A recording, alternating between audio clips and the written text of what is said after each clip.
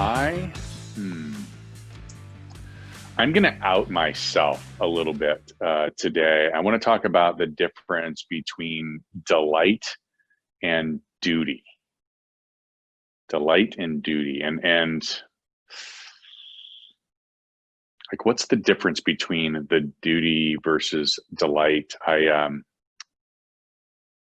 Well, let me out myself. I guess the easy way to do it is I saw some ugliness in me a couple of days ago, and we all have so much going on, right? Like there's the kids and the spouse and the job and like the COVID and masks and social media and now it's schools.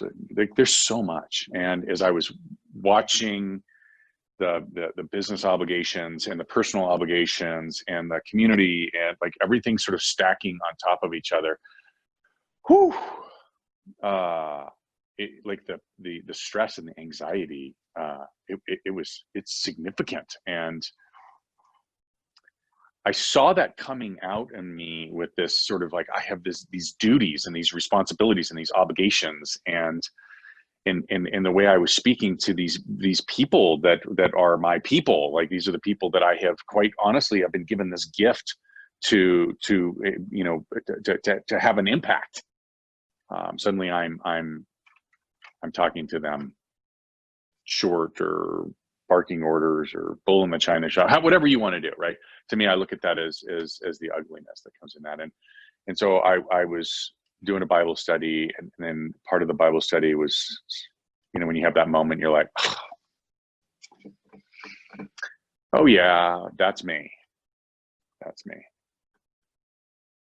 That's me. And it was the difference between this idea that there's a duty versus a delight. And the reality is that I have been entrusted to, been obligated to, like, I've been given extra duties. I've been entrusted, only me, to be my kids' father, as an example. And that's awesome. Like, that's a gift. That's not an obligation. That's not a responsibility. It's a gift. It was only me. I'm the only person that was given that.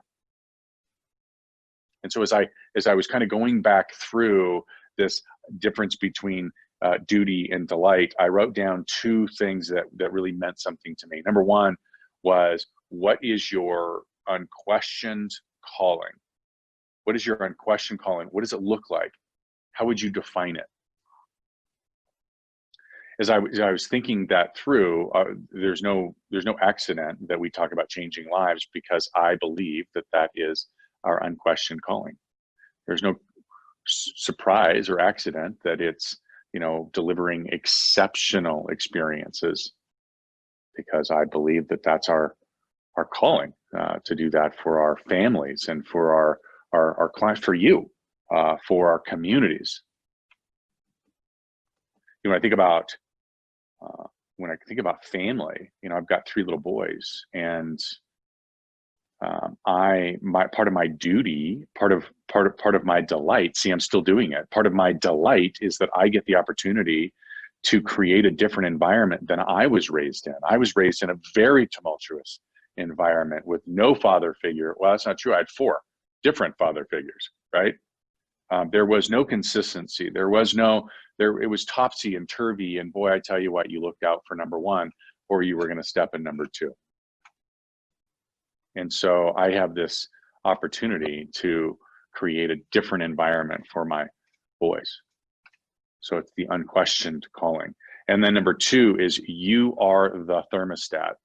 And you've heard me talk about this before. I think I stole this from Ed Milet, but you are the thermostat. You determine what is going on around you and how you perceive it. Is it delight or is it duty? And you guys are going to laugh, but I had chosen a Bible study, and I didn't read the details of the Bible study. I liked the title, or I was probably just drawn to it. But I needed to hear. It was a women's Bible study. It was all for women. And obviously, had I known, I probably wouldn't have chosen it, right? But evidently, I needed to hear it.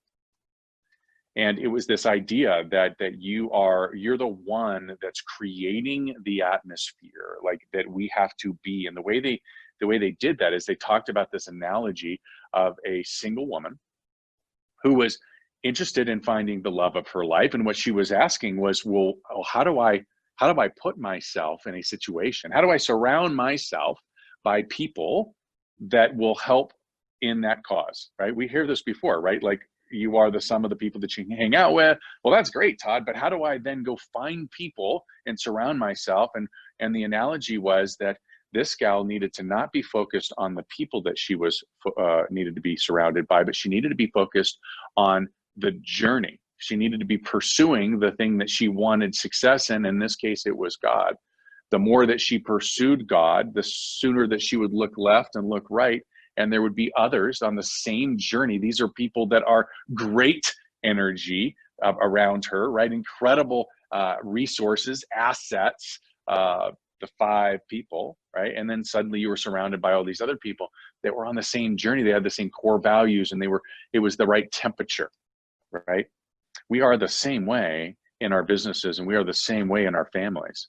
We are the thermostat for our households, as an example. And so if we want our households to be a particular energy level, then we need to be that energy level, and we need to pursue that energy level, and we need to pursue that behavior pattern.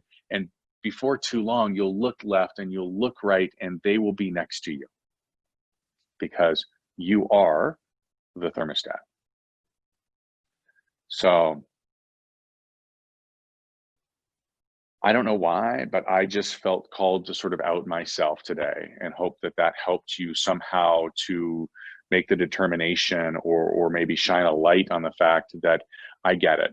There are lots of distractions. There are lots of things that are creating stress and anxiety and a feeling of duty and obligation, but they are not.